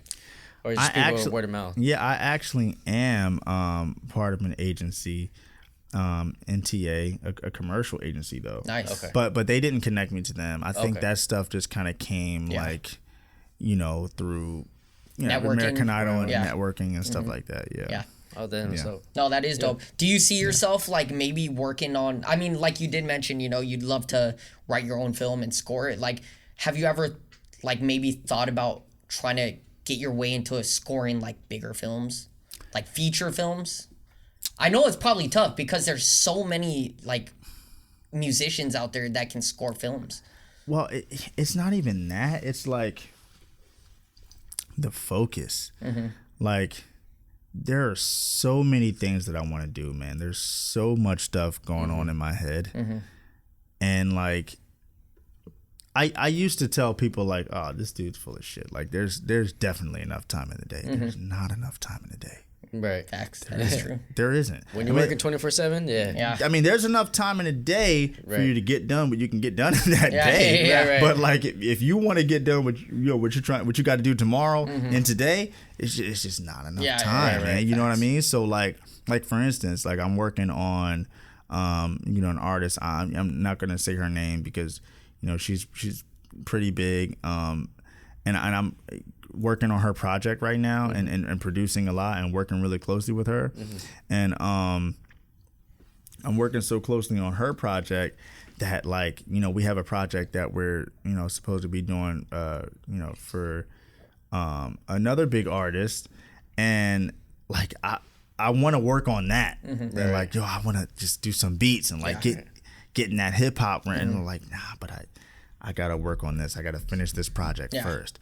And then there's my project. You know what I mean? And then there's priorities. like other scores and you know what I mean? So there's a lot of stuff. That makes sense. Yeah. So, you know, also the Things We Do is actually my girl's film. Oh, wait, so your girl's a filmmaker too? Yeah. Okay. So she does films. That's her film, like her own personal film. Nice. Yeah. Okay. So just let's clap it up for her. Let's let's go. go. Give the shout out. What's her name? Clotilde. Her name is Clotilde. Okay. And so she does film. She's an actress as well. Dope. She's been working out here for some time. So, Nice. Let's go. So we gotta do that. We gotta plug everyone. We gotta plug them in. Plug them in. Yes, we You know got what I'm to. saying? Gotta plug them in. Yeah. So, you know, we're coming to the end of the podcast. But before we do, you know, what can we expect from Renzo this year? Oh, man. You guys can expect me to look totally different than what I did on American Idol and sound different. Totally different than what I did on American Idol. I'm not doing a whole lot on social media right now, but it's because we're doing a little bit of rebranding. Kind of figured. You know what I mean? Yeah. And, you know, I want to say the Artistry Drop is the beginning of that, actually. Hey, we appreciate that, bro. So, like, can we get some there you go. Hey, I was gonna ask for it. We appreciate that. And you know, like I said, you know, we're happy to get you on the show. Yeah. Kind of, you know, give a sneak peek of throughout what people, this transition. Give the sneak peek of what they can expect from you this year. Yeah. So we're definitely excited to see that, and you know, hopefully we're gonna be part of that. You know, we'll talk a little bit more. Of course. But you know what? of course, you know, we mentioned Artistry Drop is all about inspiration. So what advice would you give to, you know, anybody trying to become a singer or an artist himself? And aside from like the normal, you know, just like never give up, like, you know, really take the time to, you know, really take the time to like make sure that you know who you are, you know, throughout the whole process, or just learning who you are. But don't be stagnant during that process. Like, you know, make mistakes, make those mistakes, because those mistakes turn into success along the way, you know. But yeah, I mean, like, if I could be cliche, truthfully, the real thing is just never, ever, ever stop, man. You know, teach yourself. Don't be afraid of change. You know, my biggest thing is just like if you say you're gonna do something, do it. Stick to your word, no matter how hard it is. Don't be like calling people up and be like, oh, I was supposed to do that, but no. Yeah. Stick to your word, because people remember that shit. They do. You know, have a firm handshake, because that shit is very, very important. People let that shit slide, but no, have a firm handshake. You know what I mean? And just, you know, like, be you. Like, at the end of the day, just you know, be yourself, and unapologetically. You know, you can't do it halfway. Don't like see this person over here nodding their head like this, and then you over here doing it like that when you normally do this. No, do you, no matter what. You know, so, and that's what I've learned along the way. You know, and still learning that in a sense. So that's my advice to you guys. You know, keep going and be you. Hey, that's amazing. Inspirational. You know, that's inspirational. Honestly, so definitely, guys, listen to Dennis. Take his tips. Listen to me. Follow me. So are there, of course, you know, you have quite a bit of people to plug. Yeah, man. I want to shout out, you know, my guys, Will and Aaron. Those are the guys that were homeless with me. You know, I want to shout out my girl Clotilde. You know, has been holding me down. I want to shout out my manager Kennedy. You know, because he's the homie, the whole Echelon 5 crew. You know, Marcel, Chris, along with Aaron and Kennedy. You know, definitely my daughters, Tayton and Aaliyah. Of course. You know, keep me going in this thing. And, you know, my mom, definitely my mom, man. Like, you know, I just had a crazy dope conversation with her the other day. And she was just talking to me about, like, timing and knowing when it's time. And she was like, you know, that time is now. So. You know, yeah, man. Hey. Those are my shout outs, man. I'm glad you were here, and I'm glad we're here for the journey. Yeah. Hey, man, and it's a nice little drink. Thank you. I appreciate it. Yep. Where can people find you on social media? Yeah, at Dennis Lorenzo on everything. On everything. And guys, we will link him all the links in the description below. Yes, sir. But guys, we hope you guys enjoyed this episode. If you're not subscribed to our YouTube channel yet, it's Artistry Drop. If you're not following us on Instagram, you can find us at the Artistry Drop. And if you prefer just listening, you can stream all our episodes on all major podcast platforms. And we will see you guys on the next one. Peace.